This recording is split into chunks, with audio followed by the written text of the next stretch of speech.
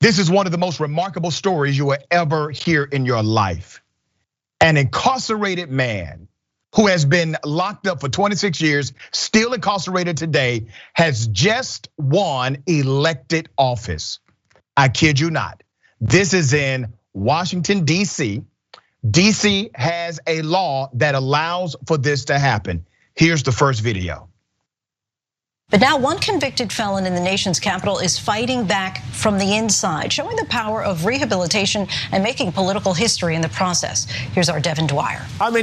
From his cell block inside D.C. jail, Joel Castone is forging a new path to redemption. One of my primary jobs is not only mentoring, but also being able to give you all wholesome content. Money coming in. He teaches economics, leads Christian worship, and mentors dozens of fellow inmates in a program he helped create. And this spring, he turned to politics. Who are your constituents? Who are the people that you're representing? Yes, my constituents, first and foremost, the largest voting bloc of my constituents are incarcerated people.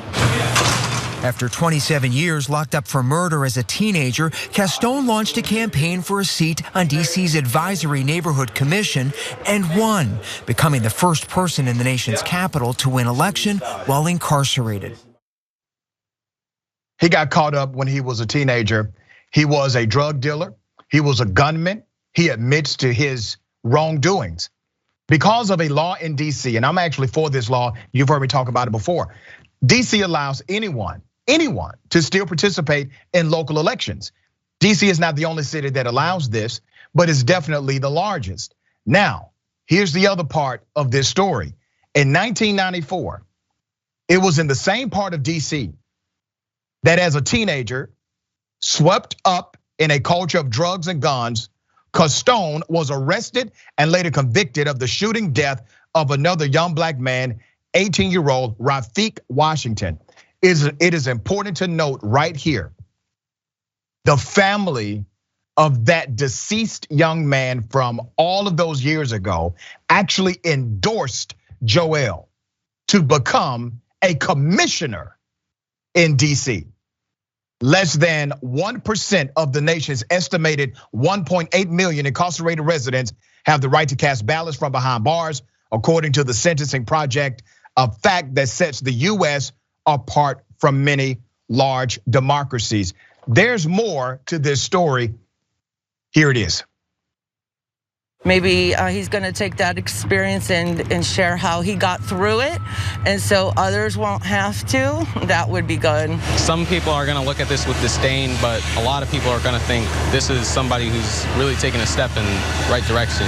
His district includes DC's jail, a nearby women's shelter, and this luxury apartment complex he's never seen. Wow.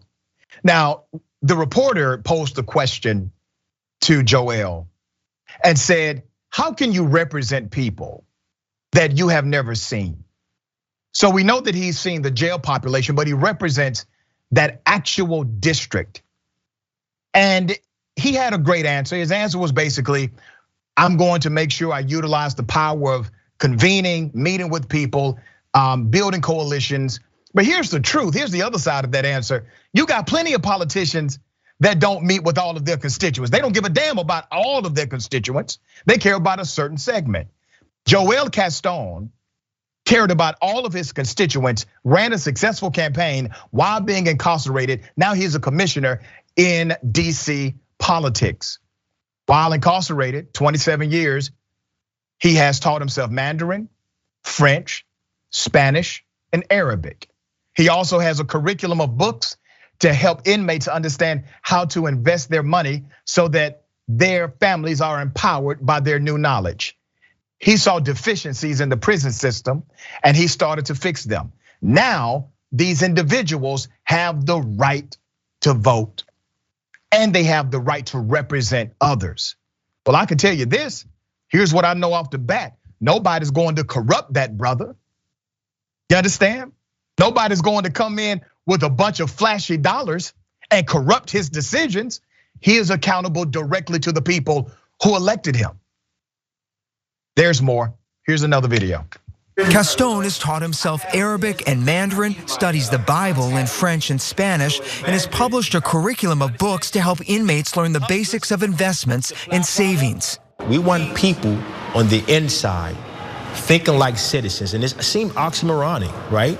However, if we can get them thinking this way while they're in the inside, the overarching goal is that would be the mindset on the outside. Remarkable, remarkable. It makes more sense than the current government stance as it relates to incarcerated individuals in the United States of America. Statistics prove that individuals who are civically engaged as incarcerated people, they have a lower chance of reoffending after they are released.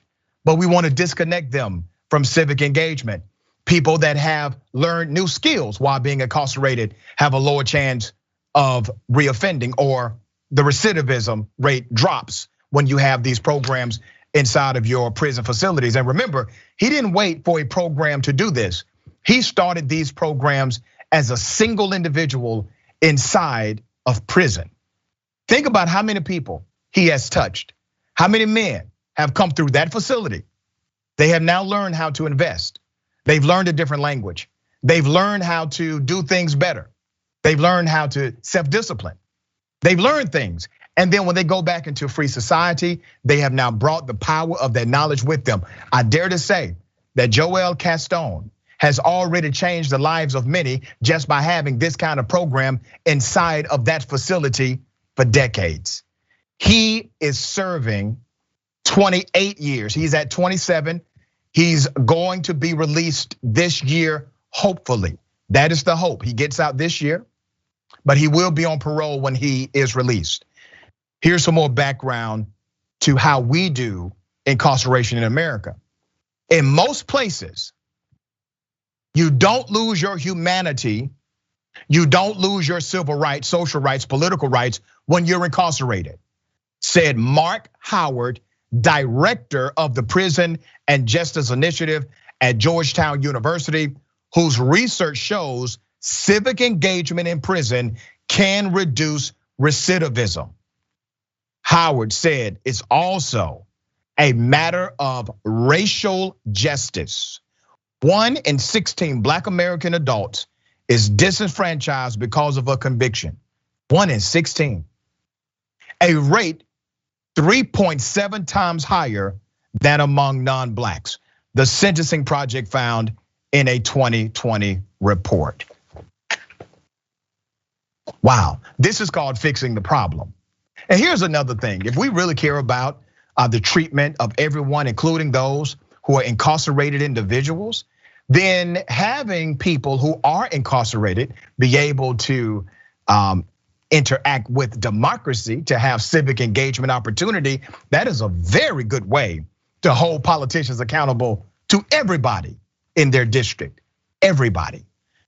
When he's released on parole, expected later this year, Castone said he intends to lobby for greater enfranchisement of Americans behind bars, even as the idea remains highly controversial. It's only controversial in America.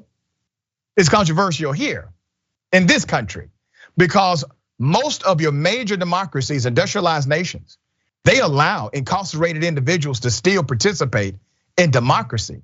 So what we have considered to be a taboo discussion, what we have considered to be settled societal construct, the truth is our democracy is not as democratic as some other democracies that we criticize.